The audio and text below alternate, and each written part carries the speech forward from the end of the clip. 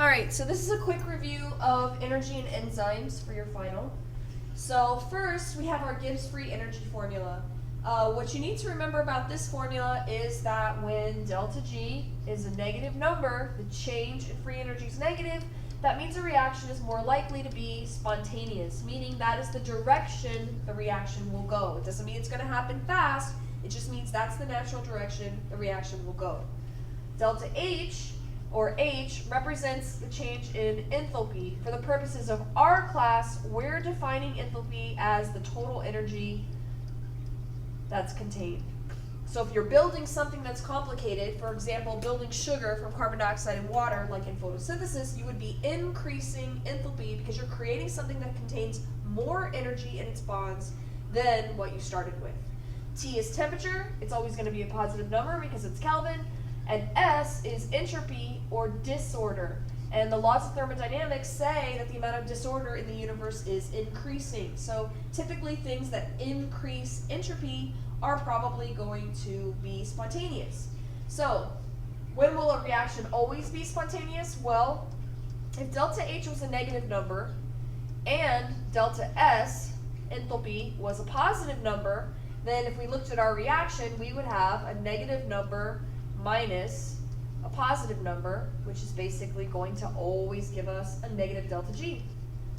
On the other hand, if delta H is positive, we're building something, and delta S, entropy, is negative, we're decreasing the entropy, we're making something more organized, you're basically going to have a positive number minus a negative, which basically makes that positive, and so delta G would always be positive. This would always be a non-spontaneous reaction. However, if we have a positive delta H and a positive delta S, we now don't know, since this is a subtraction problem, delta G could be positive or negative. The reaction might be spontaneous, it might not. It's going to depend on certain factors. So for one thing, we can look at temperature. As the temperature goes up, as T becomes a bigger and bigger number, minus T delta S, we know that as this number goes up, that's going to make this term more negative, and that's going to typically cause delta G, cause a reaction to be more spontaneous. And that makes sense because as we increase the temperature, molecules move faster, and therefore they're going to come in contact with each other faster, and so a reaction is going to happen faster. Now be careful with this because if we're talking, for example, about enzymes, yeah, it may get faster as you heat it, but because enzymes are proteins, and proteins are made of amino acids, and they're held together in these secondary and tertiary and quaternary structures where they're all folded up with things like weak hydrogen bonds, those things are going to break if we increase the temperature, and if the enzyme loses its shape, it's denatured and it doesn't work anymore.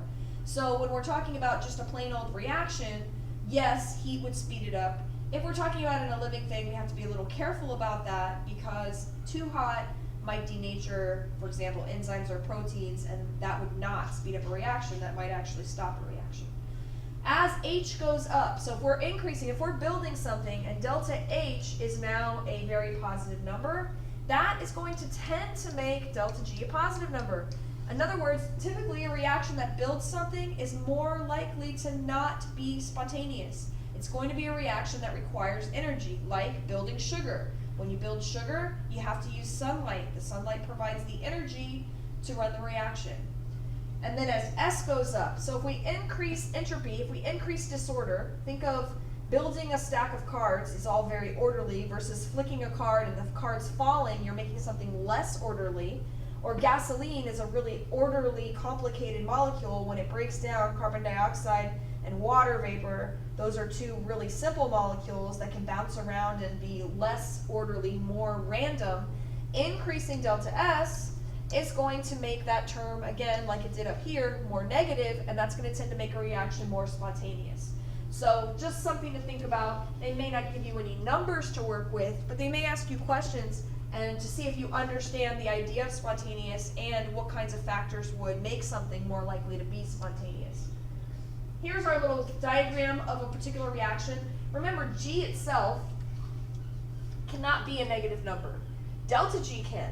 So for example, if these reactants contain, let's just say, 1,000 joules of energy, and let's say that the products that are made contain only 100 joules of energy, then that would mean that this particular reaction has a negative delta G. The change, the net change between our starting point and our ending point, in this case, would be 900 joules.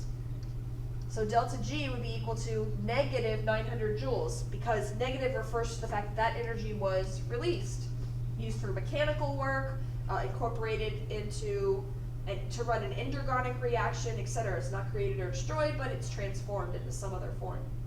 All right, then you have these little humps. So delta G is not affected by anything that's going on up here. This is our activation energy, EA. Activation energy has to do with getting a reaction started. For example, sugar, sucrose, breaking it down releases energy. However, if I put a jar of sucrose on my desk, it is not going to just randomly burst into flames and break down. Why? Because the activation energy to get that reaction going, to form that intermediate complex to break it down, is high. And so it can't really surmount that at room temperature. Heating it up, yes, that would provide the kickstart to get it going. But enzymes would give a kickstart specifically to a particular reaction, like sucrase would be a specific enzyme that would speed up only that reaction, and it could do it at a normal temperature, so you don't have to worry about things getting too hot. And so enzymes would lower activation energy. They would not affect delta G, because delta G is just the net change. We started with this amount, we ended with this amount, and this part, this little kickstart, has nothing to do with the net change in energy between what the reactants had and what the products had. EA, in this case here, activation or energy of activation without the enzyme, this reaction would be very, very slow. Would it happen? Yes, it could happen. It's still spontaneous. Delta G is negative, but it might be a very, very slow reaction because the molecules would have to get stretched or bent or hit each other in a very, very particular way, and chances of that happening are very, very low. So when an enzyme is added, and this is a little diagram I just grabbed from the internet, so let's just say this is our enzyme, and this would be our active site. This is the area where it's sort of a groove that's made by the tertiary folding structure of the protein that makes this three-dimensional groove that this molecule, the reactant, which we would call the substrate, happens to fit into this groove. Not like a lock and a key, but by what we now call the Induced Fit Model, which basically says that when these things connect, and this diagram doesn't really show it that way, but they would actually twist and mold and make these temporary bonds, hydrogen bonds for example, and what that's going to do is put stress on the molecule. So whereas this molecule could break down on its own, the chances of it bumping into another molecule just perfectly would be low, and maybe we would have to heat it or something else to get that reaction going. But when this makes these temporary bonds, it might bend and twist and make stress on this, and this is our enzyme substrate complex. And then that pressure allows this to be changed into our products, which then are released by the enzyme, and our enzyme is reusable, so it can go back and catalyze another reaction. So that's sort of a very simplified overview of how an enzyme works. Oh, and you know what? Before we go any further, let's make a comment about this. Enzymes also can have grooves in other places, like say there's a groove over here, and that can be a non-competitive site, or it can also be called an allosteric site.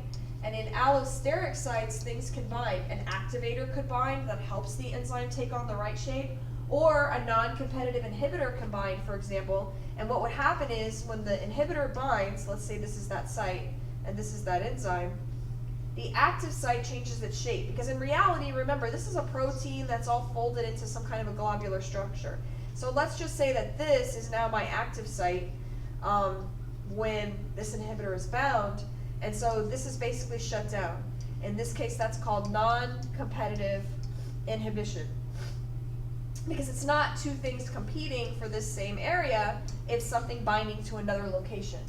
And that brings us to these three graphs. A lot of people, when we took our test, confused this graph up here with this graph down here. So this is showing the progress of reaction over time. This is the amount of product that was made. We did a little lab where you ripped pieces of paper and you were the enzyme paperase. And at first, when you ripped them, you were ripping them at a fairly steady rate. Notice the rate here is constant. There's a linear slope, and so the rate is constant. But as you kept ripping them, now the bag starts to be full of product, and so everything starts to slow down. And eventually, once you've ripped them all, there's no reaction happening at all. So remember, you can calculate rate. It's going to be amount 2 minus amount 1 over time 2 minus time 1. And if the rate is constant, you would get a straight line. That's this slope here. But here you would see the rate is slowing. If you look at how much product was made, let's say at this time, and then how much product was now made at this time, that difference is definitely not as much as it was during all of this time. And here our rate is actually 0. Time 2, time 1, and nothing's been made. The amount 2 and amount 1 are the same. This graph at the top, however, is showing something completely different.